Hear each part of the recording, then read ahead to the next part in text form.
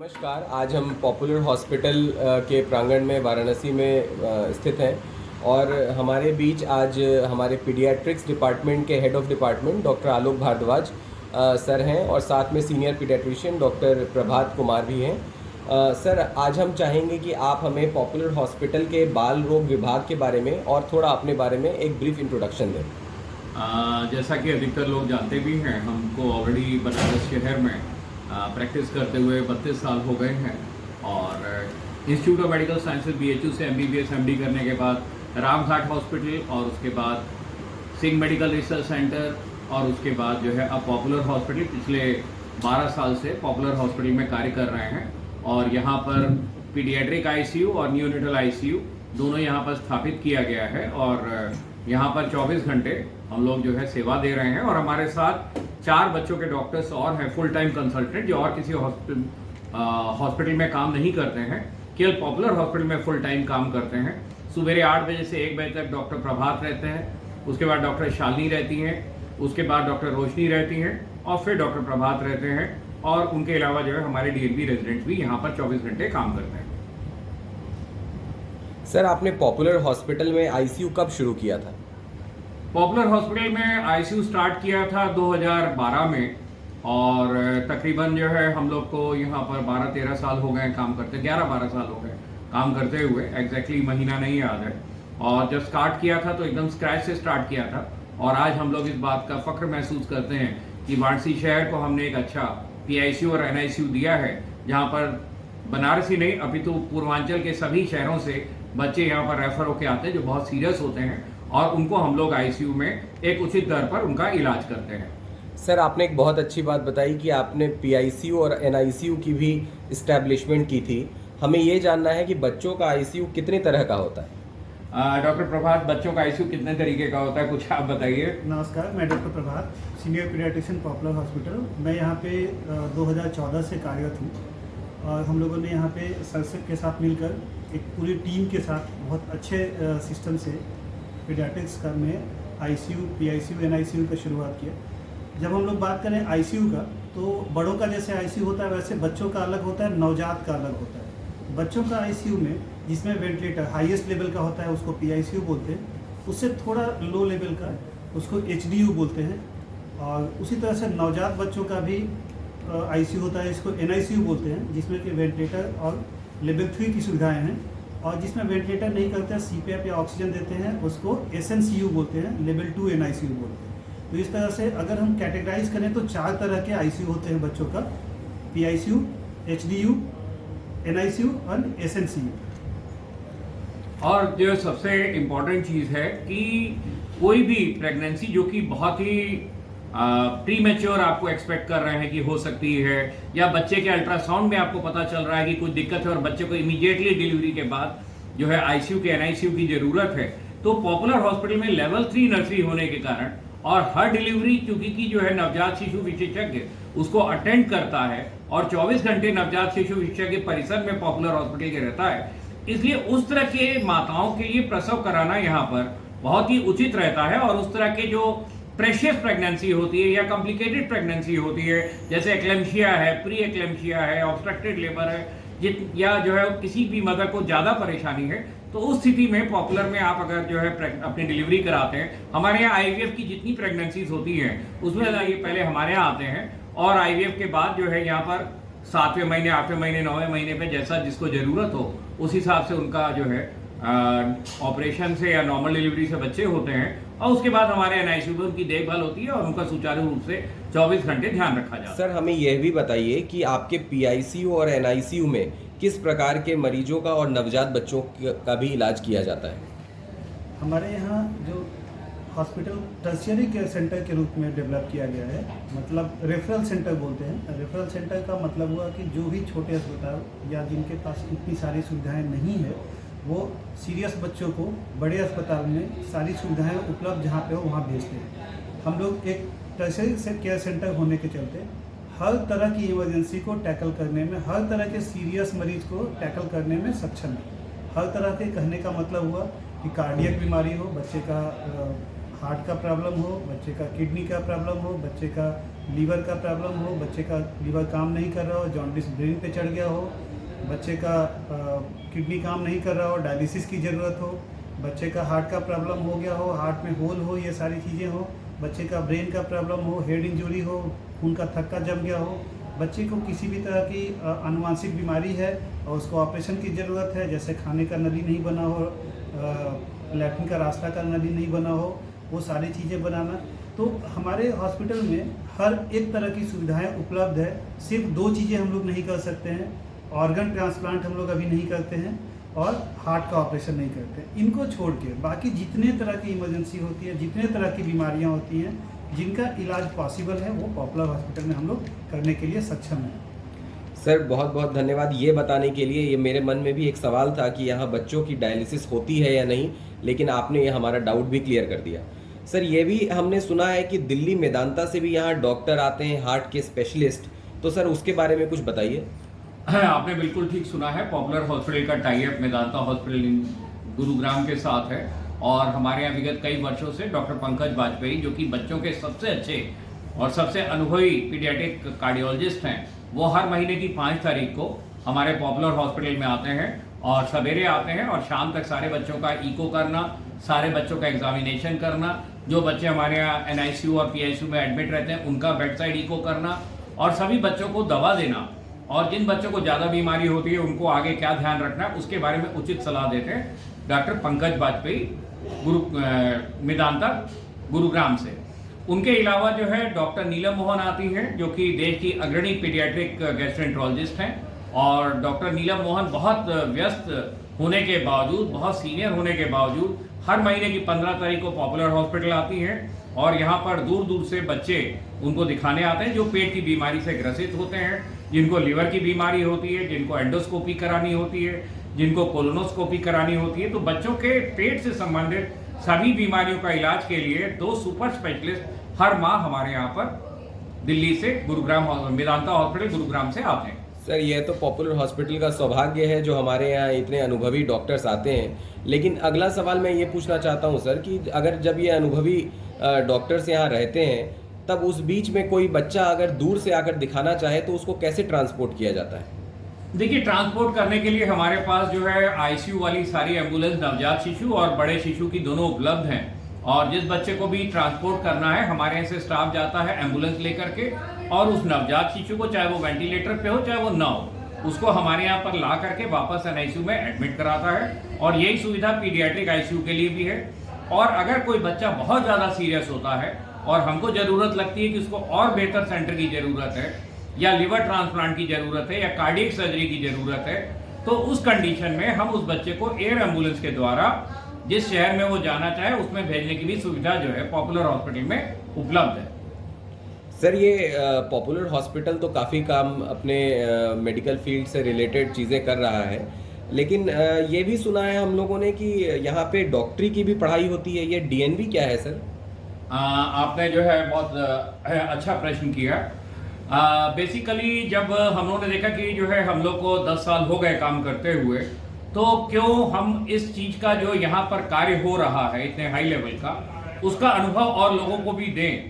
तो भारतीय सरकार जो कि मेडिकल काउंसिल ऑफ इंडिया है, उसमें जो है वो हम लोगों ने अप्लाई किया, और उन लोगों ने जो है हमारे यहाँ का काम देख करके उन्होंने जो है हमको DNB की डिग्री दी, जो कि समकक्ष MD के, इसको बोलते हैं डिप्लोमेट नेशनल बोर्ड। और इसमें जो है बच्चे जो है पूरे इंडिया से अलग अलग मेडिकल कॉलेजेस से नीट एग्जाम दे करके क्वालिफाई करके वो यहाँ पर आते हैं और वो यहाँ पर पढ़ाई करते हैं, और हम उनको जो है बाकायदा हर महीने की सैलरी देते हैं स्टाइपेंड के रूप में, और वो हमारे ही कैंपस में रह करके हमारे जो NICU में बच्चे हैं, PICU में बच्चे हैं, उनकी ज़्यादा अच्छी मॉनिटरिंग हो पाए उसके लिए जो वो यहाँ पर ड्यूटी करते हैं। और साथ में हर हफ्ते केस प्रेजेंटेशन होता है, ग्रैंड राउंड होता है, सेमिनार होता है। हर बच्चा जो फर्स्ट ईयर में है, सेकेंड ईयर में है, अभी हम लोग को 2 ही साल हुए DNB स्टार्ट किए हुए, तो उन लोग के साथ बराबर सिखाना पढ़ाना हम लोग का रेगुलर बेसिस पे चलता रहता है।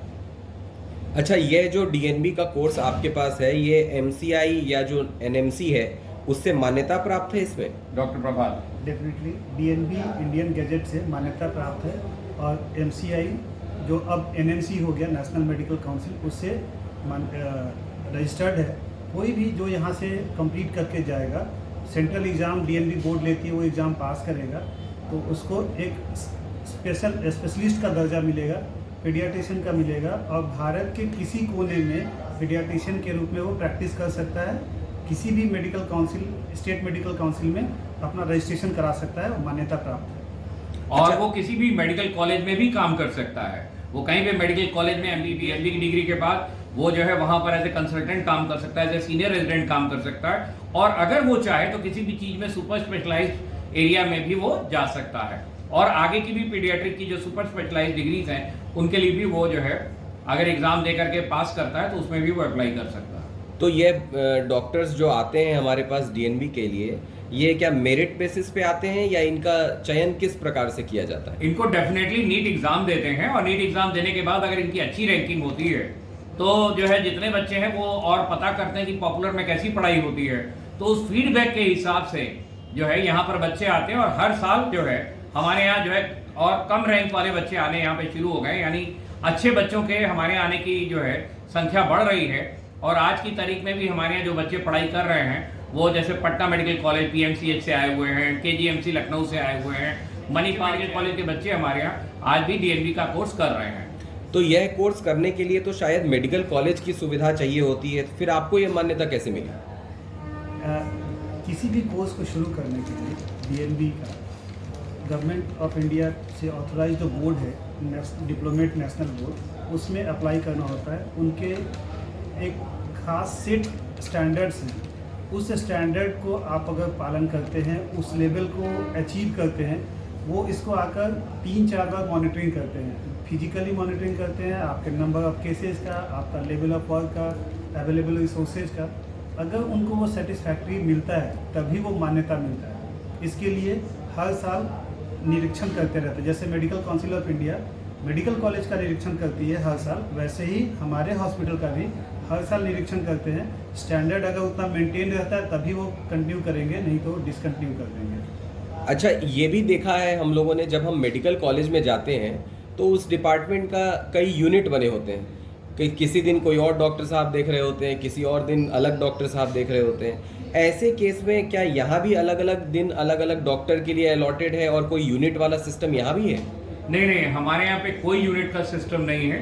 सारे पेशेंट अगर एडमिट होते हैं तो डॉक्टर आलोक भारद्वाज, डॉक्टर प्रभात, डॉक्टर रोशनी और जो है जो हमारे यहाँ नई डॉक्टर शालिनी आई हैं उनके यहाँ हम लोग चारों के अंडर में वो एडमिट होते हैं। और हम लोग चारों लोग रोज पूरा बकायदा उन बच्चों को कई बार देखते हैं राउंड्स पे, और राउंड पे देखने के बाद चारों कंसल्टेंट अलग अलग अपना जो है ओपिनियन लिखते हैं, अपना अपना ट्रीटमेंट रिवाइज करते हैं। और अगर कोई बच्चा हमको लगता है कि सीरियस है, सिक है, तो हम लोग कॉन्फ्रेंस में आपस में मीटिंग करते हैं और जो चेंज करना होता है वो आपस में मिल करके डिसाइड करते हैं। कोई बच्चा कई बार होता है कि जो है कई दिन एडमिट हो गया, इंप्रूव नहीं कर रहा, तो हम लोग आपस में मीटिंग करते हैं, आपस में बातचीत करते हैं और उस बच्चे को कैसे सुधारा जाए, कैसे ठीक किया जाए, इसके ऊपर पूरा दिमाग लगाया जाता है, पूरी मेहनत की जाती है और उससे हमको सफलता मिलती है। सर, ये तो आपने बहुत सारी सुविधाएं पॉपुलर हॉस्पिटल के पीडियाट्रिक्स डिपार्टमेंट के बारे में हम लोगों को बताया। अब कुछ सपोर्टिव डिपार्टमेंट के बारे में भी हम आपसे कुछ जानकारी साझा करना चाहेंगे। जैसे आजकल दवाएं भी बहुत नकली आने लगी हैं, तो आप कैसे दवाई चुनते हैं और कैसे समझते हैं ये नकली दवाई है या असली दवाई? देखिए, मेडिसिन अभी बनारस में ही कई हॉस्पिटल्स में ऐसा हुआ कि वो सैम्पलिंग करने फार्मेसी काउंसिल से लोग आए और सैम्पलिंग करके ले गए, उसमें से दवाएं नकली मिली या जितना मानक के अनुरूप नहीं मिला। किसी में 50% कंटेंट है, किसी में 30% है, और उनके जो मेडिकल स्टोर है वहाँ पे उन्होंने एक्शन भी लिया। कई सारे ऐसे मेडिकल स्टोर हैं जो नकली दवाएं रखते हैं, तो इसमें चुनना बहुत मुश्किल है। पर हम लोगों ने उसके लिए कुछ एक सेट स्टैंडर्ड रखा हुआ है। हम लोग जो अच्छी कंपनीज है, जो रेपुटेड कंपनीज है, मल्टीनेशनल कंपनीज है, मेडिसिन उनके ही यूज़ करते हैं। इसके अलावा हम लोग जिस स्टॉकिस्ट से लेते हैं वो उनके कंपनीज के जो स्टैंडर्ड स्टॉकिस्ट हैं, ऑथराइज्ड स्टॉकिस्ट हैं, उसी से लेते हैं। किसी भी मेडिसिन को बिना उसका जो प्रॉपर बिल होता है, टैक्स पेयर बिल, बिना बैच नंबर का चेक किए नहीं लेते हैं। और इवन कुछ जो पेशेंट्स हैं वो बाहर से मेडिसिन कभी लाते हैं, तो बाहर से भी जिस मेडिकल स्टोर से टैक्स के साथ जो बिल लेकर आते हैं उसी को हम लोग लगाते हैं। क्योंकि अगर आप ऐसे भी हम लोगों को संवाद में देना चाहेंगे कि कभी भी आप मेडिसिन लें तो बिना टैक्स वाले बिल के न लें, उसमें संभावना नकली दवा का ज़्यादा होता है। अगर आप टैक्स के साथ जो बिल आता है उसको लेंगे तो उसमें बैच नंबर होता है, उसमें नकली होने का संभावना बहुत कम होता है। तो ये हम लोग मेंटेन करके चलते हैं। हम लोग कोशिश रहती है कि मल्टीनेशनल कंपनी की जो बेस्ट एंटीबायोटिक है उसमें कोई कंप्रोमाइज ना किया जाए, चाहे वो इंडियन मल्टीनेशनल कंपनी हो चाहे वो बाहर की मल्टीनेशनल कंपनी हो। We are always using all the antibiotics and major medicine of multinational companies only. Sir ये भी सब लोग ऐसा जानते हैं, पूर्वांचल की जनता भी जानती है कि पॉपुलर हॉस्पिटल का ब्लड बैंक काफ़ी नामी है और यहाँ की ब्लड बैंक की सुविधाएं काफ़ी अच्छी हैं। तो यह बताएं कि आपका ये ब्लड बैंक में क्या अलग है बाकियों से, और सुना है नवजात बच्चों का आप लोग खून भी बदल सकते हैं, किस परिस्थिति में ऐसा करते हैं आप? इस क्वेश्चंस के दो पार्ट हैं, एक पार्ट का आंसर मैं दूंगा और एक पार्ट का आंसर मैं सर से रिक्वेस्ट करूंगा वो दें, क्योंकि सर ने बनारस में प्राइवेट हॉस्पिटल्स में सबसे पहला ब्लड एक्सचेंज किया, जो खून बदलना बोलते हैं नवजात बच्चों का, जिसको एक्सचेंज ब्लड ट्रांसफ्यूजन बोलते हैं। ये सर ने बनारस में सबसे पहला किया है और उस समय सर की काफ़ी चारों तरफ चर्चा हुई थी, पेपर में भी आया था। तो सर इसके बारे में खुद बताएंगे तो ज़्यादा अच्छा लगेगा। जो ब्लड बैंक की फैसिलिटीज़ के बारे में मैं बताता हूँ। ब्लड बैंक का जो फैसिलिटी है, यहाँ पे हर तरह के ब्लड कंपोनेंट मिलते हैं। जो स्पेसिफिक यहाँ पे 2-3 चीज़ें हैं जो बाकी से अलग है। अलग क्या है कि आपके पास प्लेटलेट की ज़रूरत है, एसडीपी हम देते हैं, तो किसी भी ग्रुप के एसडीपी को बनाने की कैपेबिलिटी सिर्फ पॉपुलर हॉस्पिटल में है। मतलब आपको ओ पॉजिटिव पेशेंट को ब्लड चढ़ाना है, प्लेटलेट चढ़ाना है, तो ए का हो, बी का हो, ए बी का हो या ओ का हो, किसी भी ग्रुप का पेशेंट आएगा तो एसडीपी उसका बना इस स्पेसिफिक मशीन से बनाते हैं, जिससे बच्चे को दूसरे ग्रुप के पेशेंट को भी दिया जा सकता है। दूसरा क्रायोप्रेसिपिटेट करके एक चीज़ें होती है, जिसमें कि फैक्टर जो क्लॉटिंग फैक्टर्स होते हैं ज़्यादा होते हैं, वो सिर्फ हमारा ब्लड बैंक दे सकता है। तीसरा, अगर रात में ही एक्सचेंज ब्लड ट्रांसफ्यूजन की ज़रूरत पड़ती है तो पीआरबीसी और प्लाज्मा को मिलाकर जो बनाने की तकनीक है, even mid of the night, क्योंकि ये इमरजेंसी चीज़ें होती है, वो पॉपुलर हॉस्पिटल में उपलब्ध है। कोई भी अपना ब्लड ट्रांसफ्यूजन के लिए आता है तो यहाँ पे 24 घंटे ब्लड ट्रांसफ्यूजन की फैसिलिटी अवेलेबल है। ब्लड डोनेट कर सकता है, उसके एवज में ब्लड ले सकता है। जो एक्सचेंज ब्लड ट्रांसफ्यूजन के बारे में मैं सर से रिक्वेस्ट करूंगा कि अपना वो अनुभव भी साझा करें, जब सर ने सबसे पहली बार यहाँ पे किया था। प्रभात, आपने हमको इतिहास के उस पन्ने में ले गए हैं जो आज के तकरीबन 30 वर्ष पूर्व था, जब रामघाट हॉस्पिटल, जो वीएस मेहता रामघाट हॉस्पिटल गंगा जी के किनारे स्थित है, वहाँ पे हम लोग ने पूर्वांचल की पहली नवजात शिशु सघन चिकित्सा कक्ष प्रारंभ किया था। और हमारे साथ जो है doctor DL Gupta, doctor Harish Thawnani और बाद में डॉक्टर SP सिंह, आप लोगों ने जो है ज्वाइन किया था। और जो है आप लोगों ने साथ मिल करके हम लोगों ने कई साल तक वहाँ पर नवजात शिशुओं के ICU में बच्चों को भर्ती करा था। और हमारे पास दूर दूर से नवजात शिशु आते थे, गोरखपुर से, इलाहाबाद से, पटना से, दूर दूर से शहरों से हमारे पास नवजात शिशु आते थे और हम लोग उनका उपचार करते थे। और उसी दौरान जो है हम लोगों ने, सारे डॉक्टरों ने मिल करके हम लोगों ने डबल वॉल्यूम एक्सचेंज ट्रांसफ्यूजन किया था। जो पीलियस एग्रेसिव बच्चे थे, उस समय फोटोथेरेपी बहुत अच्छी नहीं आती थी, तो बहुत बार ज़रूरत पड़ती थी कि जो है बच्चों का एक्सचेंज ट्रांसफ्यूजन किया जाए। तो हम लोग जो है पूरी रात जा करके बच्चों का एक्सचेंज ट्रांसफ्यूजन करते थे। और तकरीबन जो है रामघाट हॉस्पिटल में 100 बच्चों का हम लोगों ने एक्सचेंज ट्रांसफ्यूजन किया होगा 5-6 साल के अंदर। ये जो है रामघाट अस्पताल के साथ एक बहुत आत्मीयता जुड़ी हुई है। आज की तारीख में अस्पताल बंद है और हम उम्मीद करते हैं कि शायद कभी वो चालू होगा, तो कभी ना कभी हफ्ते में एक बार ही सही, लेकिन वहाँ पर उससे ज़रूर जुड़ना चाहेंगे, उसके साथ एक आत्मिक। सर, आपने तो अपनी हिस्ट्री भी काफ़ी अच्छे से बताई और हम लोग काफ़ी जान करके इस बात से प्रभावित भी हैं। सर, ये भी बताइए कि यहाँ बच्चों के ऑपरेशन की भी सुविधा उपलब्ध है क्या? डॉक्टर प्रभात, हम लोग बच्चों के सर्जरी का सुविधा यहाँ पे उपलब्ध है। इवन हम लोग ऐसे बच्चों का सर्जरी यहाँ पे किया गया है जो अभी जन्म हुआ, आज जन्म लिया है और उसका सांस की नली अच्छे से नहीं बनी है, या सांस की नली और खाने की नली मिली हुई है। इस ऑपरेशन से हम लोगों का इसलिए सब यादें जुड़ी हुई है कि इसमें मोर्टेलिटी रेट काफ़ी हाई होता है। मतलब ऐसे में इवन BHU जैसे संस्था में ऑपरेशन होने के बाद 50 to 60% बच्चे, 70% बच्चे तक एक्सपायर हो जाते हैं। हम लोगों ने उस समय अपने अथक प्रयास से पीडियाट्रिक सर्जन उस समय हमारे पास डॉक्टर वैभव पांडे हुआ करते थे शुरुआत में। हम लोगों ने अच्छी सर्जरी की और एक हम लोग कॉन्फिडेंस के साथ कह सकते हैं कि अभी तक जितने वो सांस की नली वाली ऑपरेशन हुई है, जिसको हम लोग बोलते हैं ट्रैकियोसेफेजल फिस्टुला, लगभग सारे बच्चे ठीक हो गए। तो ये एक अपने आप में अचीवमेंट है कि ऐसे ऑपरेशन जो नवजात 1-2 दिन का जन्म हुए बच्चे में होता है, जिसमें BHU जैसे सेंटर में भी 50 to 60% मॉर्टेलिटी रेट है, उसमें हमारे पास ऑलमोस्ट 100% का सक्सेस रेट है। इस तरह से सारी सर्जरी यहाँ पे होती है, सारी मेजर सर्जरी यहाँ पे होती है, हम लोगों ने यहाँ पे किया हुआ है। यहाँ पर एक चीज़ और ऐड करना चाहेंगे कि ऑपरेशन करना आसान है, लेकिन बच्चों के नवजात शिशु के ऑपरेशन के बाद आपको जो है उस बच्चे को सकुशल निकाल करके घर भेज देना, ये अपने आप में एक मुश्किल टास्क है। और उसके लिए वो तभी संभव है जब हमारे पास NICU में पूरी सुविधा उपलब्ध हो और पोस्ट ऑपरेटिव पीरियड में हम उसका बच्चे का पूरा ध्यान रख सकें कि उसको इन्फेक्शन ना हो, निमोनिया ना हो, वेंटिलेटर एसोसिएटेड निमोनिया ना हो, सेप्टिसीमिया ना हो। इन सब चीज़ों का पूरा ध्यान यहाँ पर रखा जाता है। सर, कभी कभी बच्चे, छोटे बच्चों को देखा जाता है ये खेलते खेलते कभी सिक्का निगल जाते हैं या कोई ऐसी चीज़ जो जाके उनके गले में अटक जाती है। क्या इन सबको भी निकालने की सुविधा यहाँ उपलब्ध है? हाँ, यहाँ पे इमरजेंसी सुविधाएं इन सब चीज़ों की उपलब्ध है। पहले इसके बारे में मैं 2 लाइन बताऊँ कि ये है क्या। कई बार बच्चे खेलते खेलते सिक्का निकल जाते हैं और वो सिक्का जाकर पेट की नली में, सांस की नली में या जो गले में अटक जाए। तो गले में अटक जाए तो आप तुरंत निकाल सकते हैं, लेकिन पेट की नली में चले जाए तो आपको एंडोस्कोपी करके निकालना होता है। शुरुआत में आप एंडोस्कोपी करके निकाल सकते हैं। अगर सिक्का का साइज बड़ा है और पेट से नीचे आंतों में चला गया तो हो सकता है बाद में आपको ऑपरेशन करना हो। सांस की नली में जाए तो बच्चे का सांस की दिक्कत तुरंत शुरू हो जाता है। सिक्का जनरली सांस की नली में नहीं जाता है, बस खाते खाते बादाम या मूंग दाल का जो मिक्सचर होता है ये बहुत बार चला जाता है। इसीलिए हम लोग 2-3 साल से छोटे बच्चों को बादाम या मूंग दाल का मिक्सचर कभी नहीं देने बोलते, मना करते हैं।